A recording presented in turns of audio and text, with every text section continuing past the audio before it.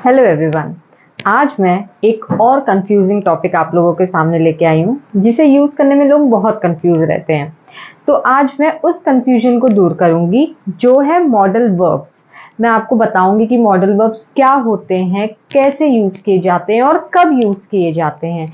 और इन सब चीज़ों को अच्छे से समझने के लिए, इस कंफ्यूजन को दूर करने के लिए आपको मेरे इस वीडियो के एंड तक बने रहना होगा। तो प्लीज़ आप इस वीडियो के एंड तक बने रहिएगा और मेरे channel world of English with Anjali को सब्सक्राइब करना मत भूलिएगा और उसे लाइक और शेयर भी कर दीजिएगा अपने दोस्तों के साथ। तो अब हम इस टॉपिक को स्टार्ट करते हैं जो कि मॉडल वर्ब्स।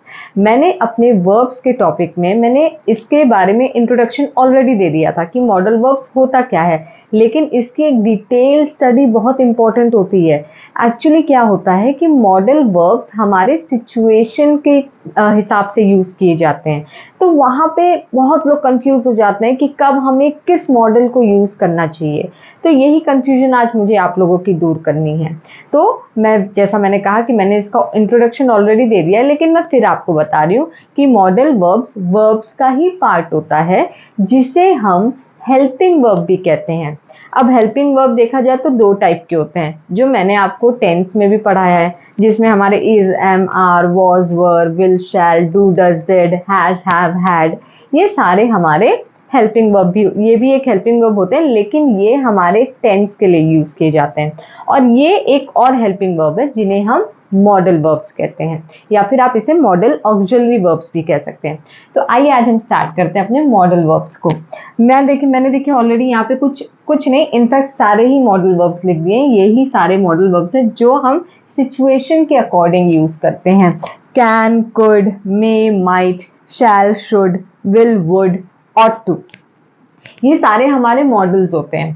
ठीक है, अब देखिए अगर हम इन सब के बारे में पर्टिकुलर इंडिविजुअल एक एक पढ़ेंगे अगर, तो हम बहुत कंफ्यूज हो जाएंगे कि अरे कैन तो बहुत जगहों पे यूज होता है, विल बहुत जगहों पे यूज होता है, हम कैसे समझे कि क्या। तो इसीलिए मैंने आपसे क्लियर बोला कि मैं इसे सिचुएशनल के तरीके पे आपको समझाऊंगी कि किस सिचुएशन पे, कैसी स्थिति में हमें किस मॉडल्स का यूज करना चाहिए। तो हम इसे सिचुएशन वाइज समझेंगे, ना कि इंडिविजुअल वाइज। और एक बात हमेशा याद रखिएगा, मैं फिर रिपीट कर रही हूँ, मैंने अपने वर्ब्स में भी बताया था लेकिन मैं अभी भी बता रही हूँ। मैंने वर्ब में इन्फिनेटिव पढ़ाया था। इन्फिनेटिव दो तरीके के होते हैं, टू इन्फिनेटिव और एक बेयर इन्फिनेटिव। बेयर इन्फिनेटिव को हम मॉडल के तरीके पे, या फिर मॉडल को ही आप कह सकते हैं, हमारे मॉडल वर्ब्स बेयर इन्फिनेटिव होते हैं। अब ये इन्फिनेटिव क्या होते हैं, उसका मतलब होता है कि जब भी हम मॉडल वर्ब्स यूज करते हैं तो इसके साथ हमेशा हम वर्ब का फर्स्ट फॉर्म या फिर बेस फॉर्म यूज करते हैं। बेस फॉर्म यूज करते हैं। वर्ब का फर्स्ट फॉर्म और बेस फॉर्म मैंने आपको पहले भी समझा दिया, अपने टेंस में तो मैंने बहुत क्लियरली समझाया है। तो इसलिए मैं यहाँ पे बस इतना बता रही हूँ कि हम अपने मॉडल्स के बाद हमेशा वर्ब का फर्स्ट फॉर्म या फिर बेस फॉर्म यूज करते हैं और कोई फॉर्म यूज नहीं होता, जैसे सेकेंड या थर्ड फॉर्म यूज नहीं होता। तो आइए आज हम सिचुएशन के वाइज हमारे मॉडल्स को स्टार्ट करते हैं। तो मैं पहली सिचुएशन ले लेती हूँ, परमिशन। परमिशन का मतलब ही होता है किसी चीज से आप किसी से आप परमिशन ले रहे हैं, आज्ञा ले रहे हैं किसी चीज को करने के लिए, तो उसका मतलब होता है परमिशन। तो अब जैसे बचपन में हमने बहुत सिंपल परमिशन सीखा था जब हम स्कूल जाते थे, ma'am may I go to washroom, तो ये भी तो आप एक तरफ से परमिशन ही लेते थे ना अपने टीचर से। तो यही आज हम सीखेंगे, पहला सिचुएशन परमिशन। अब जैसा मैंने आपको बताया कि हमारे ये जो मॉडल्स हैं वो अलग अलग सिचुएशन में, और एक मॉडल कई सिचुएशन में यूज होता है। ठीक है, एक मॉडल को लेंगे तो कई। तो पहले हम परमिशन में देखते हैं कि कौन कौन से मॉडल का यूज किया जाता है। परमिशन में हमारा आता है कैन, मे और कुड, ये आता है हमारा परमिशन में। तो अब जैसे हमें अगर किसी चीज की परमिशन लेनी है, जैसा मैंने अभी आपको बताया, मे आई गो टू वॉशरूम और may I do this thing, may I do that thing, तो ये हम क्या ले रहे हैं, हम एक परमिशन ले रहे हैं। जैसे मैं आपको एक एग्जांपल यहाँ पे दे देती हूँ, can I use your phone, क्या मैं आपका फोन यूज कर सकती हूँ? तो ये आप क्या बोल रहे हैं, फोन यूज करने के लिए भी तो आप किसी की परमिशन ले रहे हैं ना, किसी और का फोन यूज करना है तो आप परमिशन ले रहे हो। तो आप परमिशन लेने के लिए आपने लिखा can I use your phone, या फिर आप इसके जगह मे भी लिख सकते हो, मे आई यूज योर फोन।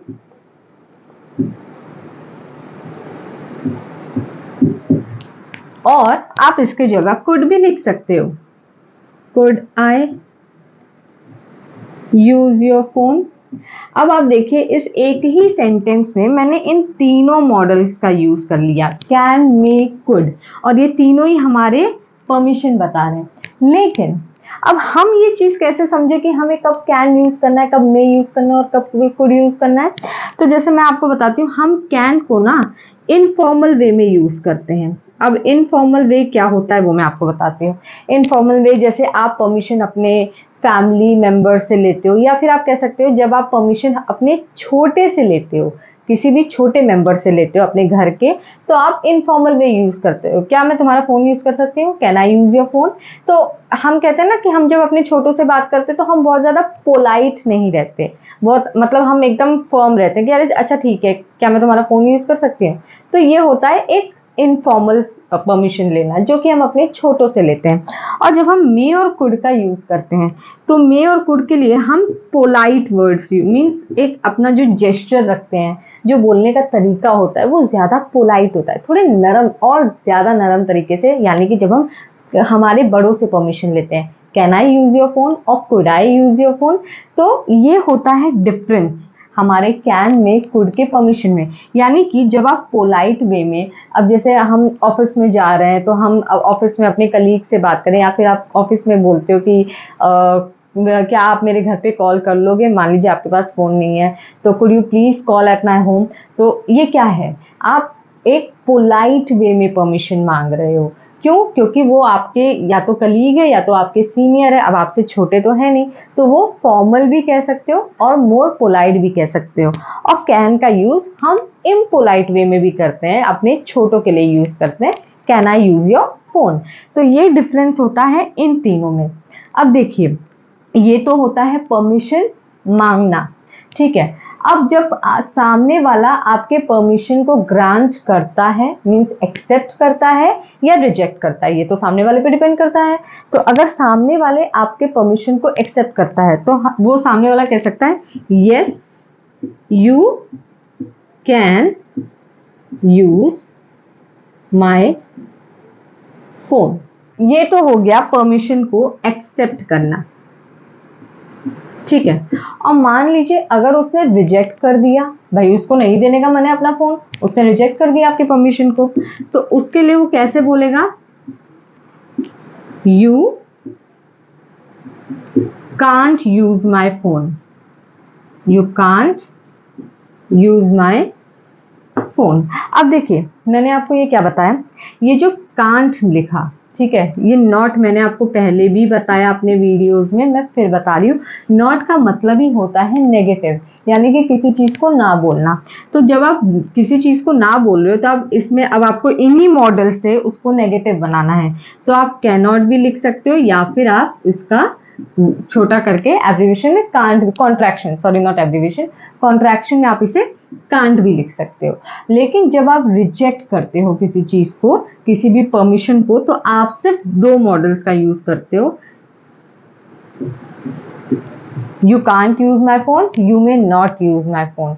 ओके, तो ये आपका, अब आप मे नॉट लिखोगे क्योंकि मे का हमारा कोई कॉन्ट्रैक्शन नहीं है, तो हम मे नॉट लिखते हैं। और ऐसे आप कांट या कैनॉट, इन दोनों का यूज परमिशन को रिजेक्ट करने के लिए कर सकते हो। तो ये तीन मॉडल्स थे जो कि हमारे परमिशन के लिए यूज किए जाते हैं। अब हमारे आगे के जो, मैं एक और सिचुएशन अभी आपको इसके आगे बताती हूँ, मीन्स मैं धीरे धीरे एक एक सिचुएशन आपको समझाऊंगी। अब हमारा जो नेक्स्ट सिचुएशन है जो हमें समझना है वो है एबिलिटी। एबिलिटी का मतलब ही होता है क्षमता, किसी चीज की क्षमता, एबिलिटी या कैपेबिलिटी। तो अब जैसे मैं, जिसमें हम कहते हैं ना कि मैं ये कर सकता हूँ, तो वो होता है कि हम, ये हमारे अंदर, ये हमारी एबिलिटी है करने की। तो इसके लिए हम दो मॉडल्स का यूज करते हैं, कैन कुड। अब आप समझिएगा, ये जो कुड, वुड, शुड, बहुत लोग ना बहुत कंफ्यूज रहते हैं, मीन्स बहुत लोगों के मन में ये धारणा होती है कि कुड वगैरह पास्ट के लिए यूज होते हैं, लेकिन नहीं। अभी जैसा मैंने आपको परमिशन बताया, तो परमिशन हम पास्ट के लिए नहीं लेते हैं, परमिशन या तो हम प्रेजेंट के लिए लेते हैं या फ्यूचर के लिए। तो उसमें तो मैंने कुड का यूज किया, तो वो हमारा कुड क्या हो गया, प्रेजेंट और फ्यूचर के लिए भी यूज हो रहा है, बस सिचुएशन चेंज होनी चाहिए। परमिशन लेनी थी इसलिए कुड हमारा प्रेजेंट और फ्यूचर। लेकिन जब हमें एबिलिटी बतानी है, तो एबिलिटी में कैन हमारा प्रेजेंट के लिए यूज होता है और कुड हमारा पास्ट के लिए। जैसे हम किसी की क्षमता बता रहे हैं, तो हम बताएंगे कैन हमारा प्रेजेंट में यूज हो रहा है और कुड हमारा पास्ट के लिए यूज होता है। यहाँ कुड हमारा पास्ट के लिए यूज होगा, लेकिन जब परमिशन की बात होती है तो वो प्रेजेंट और फ्यूचर के लिए यूज होता है। अब जैसे इसका मैं आपको एक एग्जांपल देती हूँ। She can drive a car, she can drive a car. तो ये क्या है, ये इसकी एबिलिटी बता रही है, शी की एबिलिटी बताई जा रही है कि वो कार ड्राइव कर सकती है। तो she can drive a car present में। और अगर आपको इसको पास्ट में बताना हो तो आप इसको ऐसे लिखोगे, she could drive a car, यानी कि वो कार ड्राइव कर सकती थी। ये थी में आ गया, ये कुड आपका एबिलिटी बता रहा है लेकिन ये पास्ट एबिलिटी है, और ये कैन आपका ये भी एबिलिटी बता रहा है लेकिन ये आपकी प्रेजेंट एबिलिटी को बता रहा है। तो आप समझ गए कि यहाँ पे एबिलिटी में हमारे सिर्फ दो ही मॉडल्स यूज होते हैं, वो है कैन और कुड। और परमिशन में हमारे 3 मॉडल्स यूज होते हैं, जो कि है कैन, मे और कुड। कैन, मे, कुड हमारे प्रेजेंट और फ्यूचर, और यहाँ कैन और कुड हमारे प्रेजेंट और पास्ट के लिए यूज होते हैं। अब इसके आगे मैं आपको और सिचुएशंस भी बताती हूँ। अब हम अपने नेक्स्ट सिचुएशन को समझते हैं, जो है प्रोबेबिलिटी। प्रोबेबिलिटी का मतलब होता है संभावना। जब किसी चीज की संभावना होती है तो हम प्रोबेबिलिटी सिचुएशन को यूज करते हैं। अब देखिए, प्रोबेबिलिटी में भी कैटेगरी होती है, ठीक है, संभावनाएं भी अलग अलग टाइप की होती हैं। जैसे हम यहाँ पे पहली संभावना लेते हैं पॉसिबिलिटी। पॉसिबिलिटी का मतलब होता है शायद, मतलब कुछ हो सकता है पर उसमें शायद आता है। तो पॉसिबिलिटी में हम कह सकते हैं जब हम शायद का यूज करते हैं, यानी कि संभावना तो है, वो बहुत ज्यादा नहीं है लेकिन फिर भी है, संभावना है, तो इसीलिए हम यहाँ पॉसिबिलिटी का यूज करते हैं। तो देखिए, अब जब पॉसिबिलिटी की बात करते हैं तो पॉसिबिलिटी में हम 3 मॉडल्स का यूज करते हैं, मे, कुड, माइट। ये होते हैं हमारे 3 मॉडल्स जो कि पॉसिबिलिटी को शो करते हैं। अभी पॉसिबिलिटी होती क्या है, जैसे अभी हम किसी चीज की कुछ मतलब हम अंदाजा लगा रहे हैं। अब अंदाजा भी लगाना हमारा क्या है, अब आप ये बताइए, ये जो हम जब अंदाजा लगाते हैं तो पास्ट के लिए तो कभी लगाते नहीं, हम प्रेजेंट और फ्यूचर के लिए लगाते हैं, ठीक है। तो आप समझ जाइए कि पॉसिबिलिटी या फिर ये तीनों मॉडल्स हमारे प्रेजेंट और फ्यूचर के लिए यूज होते हैं। अब जैसे बारिश होने वाली है, एग्जाम्पल, हमें अंदाजा है कि बारिश हो सकती है, शायद बारिश हो सकती है, तो हम इसे कैसे लिखेंगे, इट मे रेन टुडे, शायद आज बारिश हो सकती है। तो यहाँ पे आप क्या यूज किया आपने, शायद को बताने के लिए, पॉसिबिलिटी को दिखाने के लिए मे का। इसकी जगह आप माइट का भी यूज कर सकते हैं, इट माइट रेन टुडे और इट कुड रेन टुडे, ठीक है। ये देखा जाए तो यहाँ पे हमने फिर से एक ही सेंटेंस में इन तीनों मॉडल्स का यूज किया। मैं एक और एग्जांपल आपको दे देती हूँ, she may be hungry, she may be hungry. वापस से, शी माइट बी हंग्री और शी कुड बी हंग्री। तो ये देखिए, मैंने यहाँ पे आपको 2 एग्जाम्पल दिए, it may rain today, she may be hungry. तो ये क्या है, शायद बारिश आज शायद बारिश हो सकती है, और फिर शायद वो भूखी हो। तो ये हम पॉसिबिलिटी बता रहे कि सकती है या सकता है, इन सब चीजों में हम इन मॉडल्स का यूज करते हैं। अब हम इन मॉडल्स में भी डिफरेंस को समझते हैं। ये मे का यूज हम कब करते हैं? जब संभावना, शायद की संभावना ज्यादा हो, यानी कि हमारी पॉसिबिलिटी जब हाई होती है तब हम मे का यूज करते हैं। और जब हमारी पॉसिबिलिटी लो होती है, मतलब वो इट माइट रेन टुडे और इट कुड रेन टुडे, तो मतलब वो बारिश होने की संभावना ज्यादा नहीं है, कम है, तो उसके लिए हम माइट और कुड का यूज करते हैं। अब इसे अगर आपको वापस से नेगेटिव या फिर इम्पॉसिबिलिटी में चेंज करना है तो आप इसे लिख सकते हैं it may not rain today, या फिर जब आप इसे इम्पॉसिबिलिटी में शो कर रहे हैं तो आप यहाँ पे कैन का भी यूज कर सकते हैं। It can not rain today और she can not be hungry. तो ये क्या है, यानी कि जब आप इम्पॉसिबिलिटी में कन्वर्ट करते हैं अपने पॉसिबल वाले सेंटेंस को, पॉसिबिलिटी वाले सेंटेंस को, तो आप वहां पे कांट का या कैनॉट का यूज कर सकते हैं। लेकिन जब पॉसिबिलिटी की बात आती है तो वहां पे आप सिर्फ इन 3 मॉडल्स का यूज करते हैं, जो कि है मे, कुड और माइट, जिसमें मे आपका हाई पॉसिबिलिटी बताता है और कुड और माइट आपका लो पॉसिबिलिटी बताता है, हाई लो। ये थी हमारी पहली प्रोबेबिलिटी यानी कि संभावना की पहली कैटेगरी, जो है पॉसिबिलिटी। अब जो सेकंड है, जो हमारी सेकंड कैटेगरी है,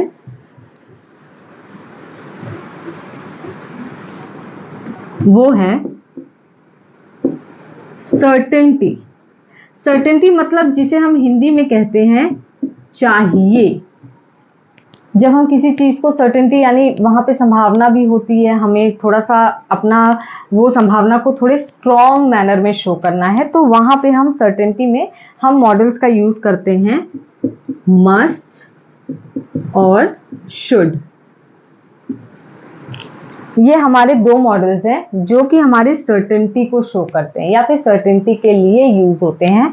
जैसे मैंने अगर आपके सामने एक एग्जांपल रखा, she must go to school, she must go to school, तो इसका मतलब है उसे स्कूल जाना चाहिए। तो ये क्या है, ये सर्टेनिटी है, ये भी संभावना है, बट ये आप थोड़े स्ट्रॉन्ग मैनर में बता रहे हैं कि उसे स्कूल जाना चाहिए, she must go to school या फिर she should go to school। अब यहाँ पे कोई प्रेजेंट फ्यूचर नहीं है, या मीन्स यहाँ पे कोई पास्ट प्रेजेंट फ्यूचर नहीं, वैसे तो ये पास्ट के लिए नहीं, ये सर्टेनिटी भी आपके प्रेजेंट और फ्यूचर के लिए यूज की जाती है, लेकिन यहाँ पे क्या है, आपको चाहिए के लिए हम मस्ट और शुड का यूज करते हैं। तो ये जो 2 मॉडल्स हैं ये आपके सर्टेनिटी के लिए आते हैं। अब हम पढ़ते हैं नेक्स्ट सिचुएशन के बारे में, जो है रिक्वेस्ट। रिक्वेस्ट का मतलब ये जब आप किसी से विनती करते हैं, प्रार्थना करते हैं, उसका मतलब होता है रिक्वेस्ट। तो रिक्वेस्ट में हम इसको मैं यहाँ पे लिख देती हूँ, प्रार्थना करना या विनती करना,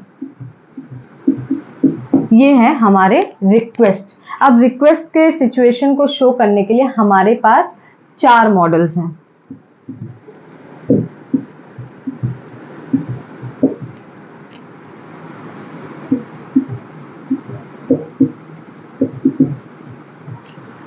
अब देखिए यहाँ पे मैंने 4 मॉडल्स लिख लिए, कैन, कुड, वुड, विल। अब रिक्वेस्ट का मतलब होता है ना कि जैसे हम किसी से कोई कुछ चीज मांग रहे हैं या फिर किसी चीज के लिए हम रिक्वेस्ट कर रहे हैं कि आप प्लीज ये कर दो, तो उसके लिए हम इन 4 मॉडल्स का यूज करते हैं। अब जैसे मैंने एक एग्जांपल लिया, can you pass me the book,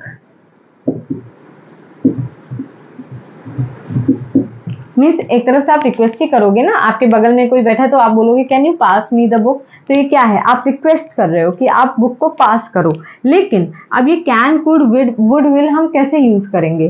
can और विल जो है वो थोड़े इम्पोलाइट वे में यूज किए जाते हैं, ये दोनों इम्पोलाइट वे में यूज किए जाते हैं, और ये दोनों जो है वो थोड़े ज्यादा पोलाइट वे में होते हैं। मतलब ये लेस पोलाइट है, ये मोर पोलाइट है। कुड और वुड मोर पोलाइट है और कैन और विल लेस पोलाइट है। यानी कि जब आप किसी छोटे से रिक्वेस्ट कर रहे हो अपने, तो आप कैन और विल का यूज कर सकते हो, can you pass me the book और will you pass me the book. ठीक है, ये हो गया आपका कैन और विल। और जब आप कुड और वुड का यूज करते हो तो आप थोड़ा ज्यादा पोलाइट हो जाते हो। Could you pass me the book और would you pass me the book. तो ये आपके बोलने के तरीके को बता रहा है कि मतलब आप कैन, कुड और विल, वुड का आप यूज किस तरीके से रिक्वेस्ट करने के लिए यूज करते हो। तो ये चार जो मॉडल्स होते हैं ये हमारे रिक्वेस्ट को शो करते हैं। और ये जैसा मैंने आपको बताया, ये दो मॉडल्स हमारे थोड़े इम्पोलाइट होते हैं और ये दो मॉडल्स हमारे थोड़े ज्यादा पोलाइट होते हैं। अब आप एक और चीज समझिएगा, आप यहाँ पे ये विल देख सकते हैं, मैंने विल और शैल दिया हुआ है। ठीक है, विल और शैल, विल और शैल हमारे टेंस में भी यूज होते हैं हेल्पिंग वर्ब के तौर पे, और ये विल और शैल हमारे मॉडल्स के तौर पे भी यूज किए जाते हैं। जैसे आप देख सकते हैं यहाँ पे ये विल आपको कोई टेंस नहीं बता रहा है, कोई आपका टेंस नहीं बता रहा है कि ये फ्यूचर टेंस है, लेकिन ये यहाँ क्या बता रहा है, यहाँ पे आप रिक्वेस्ट करने के लिए भी इस विल का यूज कर सकते हो। तो ये जो आपके चार मॉडल्स हैं ये आपके रिक्वेस्ट के लिए आते हैं। इसके बाद मैं आपको नेक्स्ट सिचुएशन समझाती हूँ। अब जैसा मैंने आपको बताया कि विल और शैल हमारे मॉडल्स भी हैं तो हमारे फ्यूचर के लिए भी यूज किए जाते हैं। तो मैं यहाँ इस पार्ट को भी लेती हूँ फ्यूचर वाले, कि टॉकिंग अबाउट द फ्यूचर, भाई ताकि आप इस चीज को भूलिए मत कि विल और शैल हमारे मेन फ्यूचर के लिए भी आते हैं, जो कि हमारे उसके भी हेल्पिंग वर्ब है फ्यूचर को शो करने के लिए। टॉकिंग अबाउट द फ्यूचर हमारे विल और शैल यूज होते हैं। वैसे तो मैंने टेंस में बहुत अच्छे से समझाया, फिर भी मैं यहाँ पे आपको बता देती हूँ। शैल सिर्फ हमारे आई और वी के साथ, यानी कि फर्स्ट पर्सन सिंगुलर और प्लूरल प्रोनाउन के साथ यूज किया जाता है, लेकिन आप उसके आई और वी के साथ विल का भी यूज कर सकते हैं। तो जैसे मैं एक एग्जांपल ले रही हूँ, I will come to meet you tomorrow, मैं तुमसे कल मिलने आऊंगी।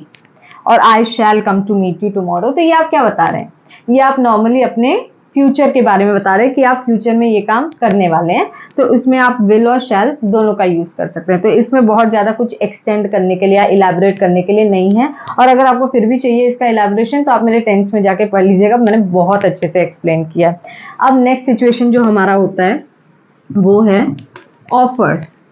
जब हम किसी को कुछ ऑफर करते हैं, जब हम किसी को कुछ ऑफर करते हैं तो उसके लिए भी हम, अब देखिए जैसे हमारा ऑफर मैंने बता दिया, ऑफर को हम हेल्प के तौर पे भी ले सकते हैं।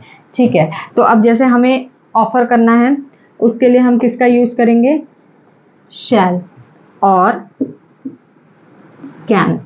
अब देखिए यहाँ पे फिर से कैन आ गया। हाँ, तो ये दो वर्ड हमारे ऑफर के लिए भी यूज किए जाते हैं, ये दो मॉडल्स। अब जैसे आप, मैंने अभी यहाँ पे लिखा ना, ऑफर का मतलब ही होता है किसी के हेल्प करने के लिए आप पूछ रहे हैं कि क्या मैं हेल्प कर दूं। तो जैसे मैंने अगर यहाँ पे लिखा शैल आई ओपन द डोर, क्या मैं दरवाजा खोल दूं, मीन्स कोई अगर फंस गया है कहीं पे या कोई दरवाजा नहीं खोल पा रहा है तो आप एक तरफ से ऑफर ही तो कर रहे हो, अपनी हेल्प ही तो ऑफर कर रहे हो ना, शैल आई ओपन द डोर। या फिर जैसे आपको कैन का यूज करना है तो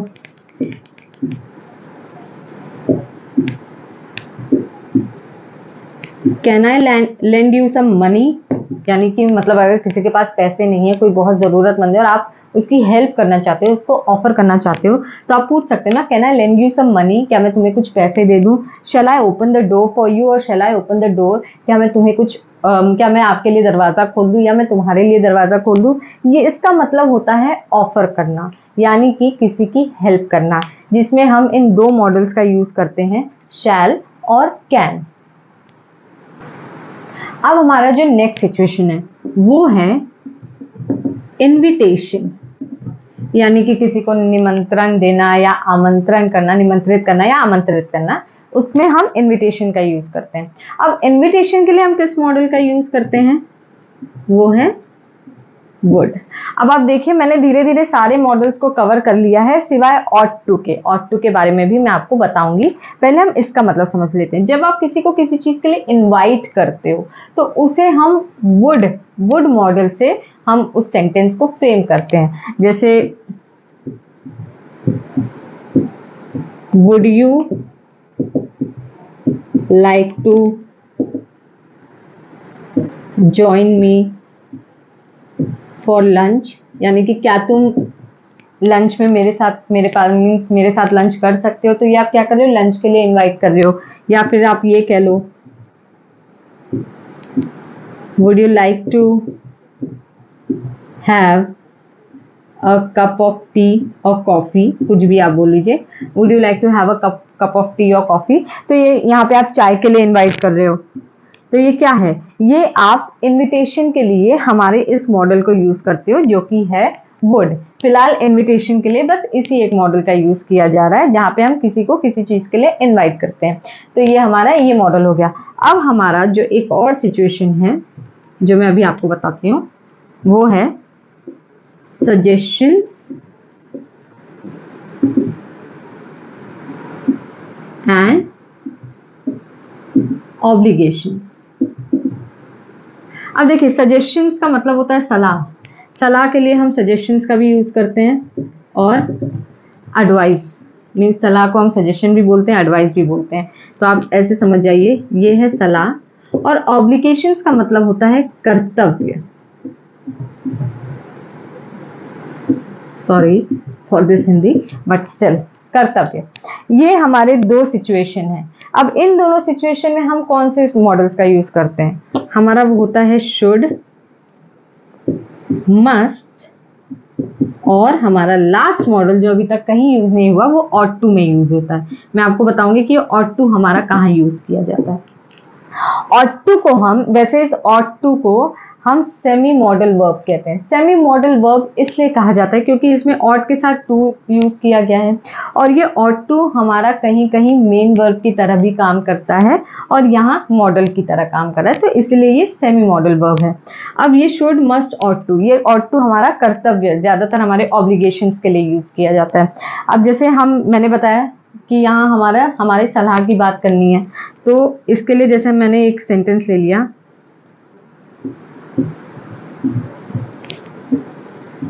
you should eat healthy food. यानी कि आप किसी को सलाह ही तो दे रहे हो ना कि आपको हेल्दी खाना खाना चाहिए। तो ये क्या है, अब भाई मानना ना मानना सामने वाले के ऊपर है। आपने तो सलाह दे दी, you should eat healthy food. अब इसके जगह आप यूज कर लो you ought to eat healthy food।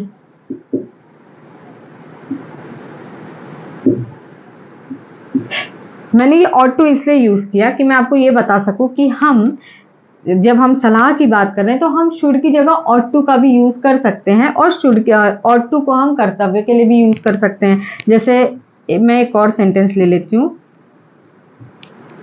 you ought to obey your mother.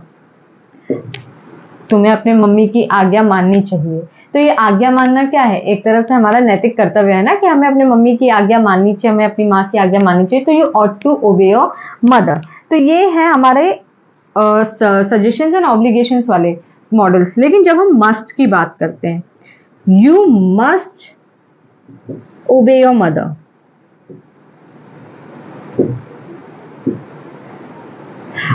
तो जैसे अभी मैंने सलाह में हम बोलते हैं ना चाहिए, यहाँ पे भी एक तरफ से चाहिए ही आता है कि आपको हेल्दी फूड खाना चाहिए और आपको अपने मम्मी की आज्ञा माननी चाहिए। तो ये क्या है, आप सजेशन दे रहे हो, आप नैतिक कर्तव्य के बारे में बता रहे हो। लेकिन जब आप मस्ट का यूज कर रहे हो तो उसमें जो आपका एम्फसाइज, जो फोकस है, आप बहुत ज्यादा एम्फसाइज करके बोलते हो कि आपको अपने मम्मी की आज्ञा माननी ही चाहिए। यानी कि वो ज्यादा इंपॉर्टेंट, आपने उस पर ज्यादा फोकस किया, ज्यादा जोर दिया है। आप अपने सजेशन पे कह लीजिए या आप जो ऑब्लिगेशन, जिस कर्तव्य के बारे में आप बोल रहे हैं उस पर आप ज्यादा जोर देके बोल रहे हैं कि आपको वो काम करना ही चाहिए।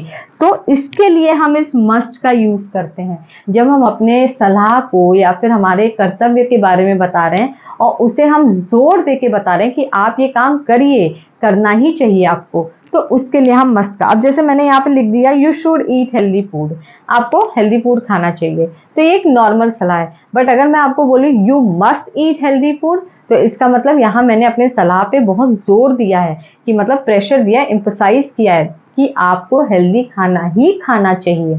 तो ये हमारे मॉडल्स थे जो कि मैंने आपको अलग अलग सिचुएशंस में बताए हैं और अलग अलग तरीके से, और मैंने फिलहाल सारे ही मॉडल्स को कवर कर लिया।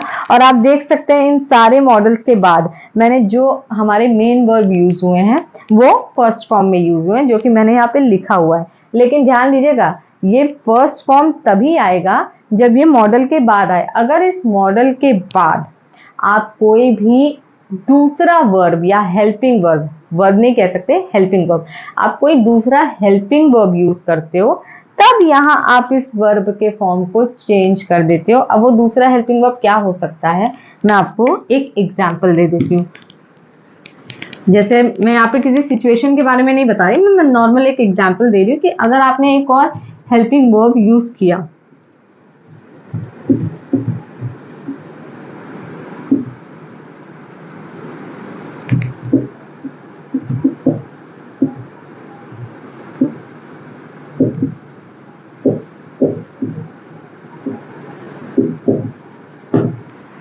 अब देखिए यू शुड मीन्स, अगर मैं इसे एक सिंपल सेंटेंस में लिखूं, you should forget your notes.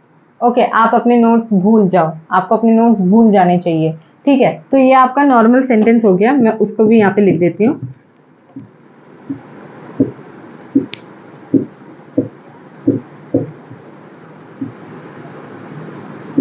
ताकि आपको समझने में इजी हो। वैसे इस चीज को आप बहुत सीरियसली मत लीजिएगा कि मैं मतलब आपको अपने नोट्स भूल जाने चाहिए। मैं सिर्फ एक एग्जांपल के तौर पे आपको समझा रही हूँ। You should forget your notes. तो यहाँ पे आप देखिए मैंने फॉरगेट फर्स्ट फॉर्म लिखा है, वर्ब का फर्स्ट फॉर्म फॉरगेट, लेकिन यहाँ पे you should have not forgotten your notes. तो ये क्या मैंने लिखा, खैर ये तो आपका नेगेटिव हो गया, नेगेटिव सेंटेंस है तो वो तो आप छोड़ दीजिए। लेकिन शुड तो मॉडल है, लेकिन इसके बाद मैंने क्या यूज किया, एक हेल्पिंग वर्ब यूज कर लिया। ये तो शुड एक मॉडल ऑक्सिलरी वर्ब है, एक और हेल्पिंग वर्ब यूज किया जो कि है हैव।